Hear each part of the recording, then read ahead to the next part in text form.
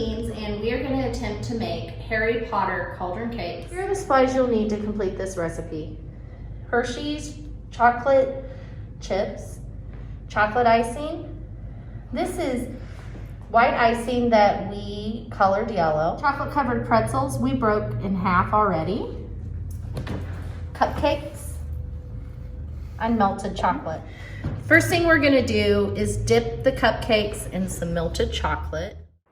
Add 4 chocolate chips upside down for feet. We're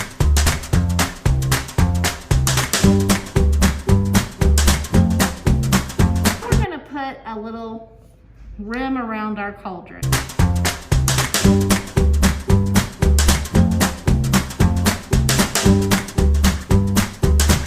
The bubbly potion along inside.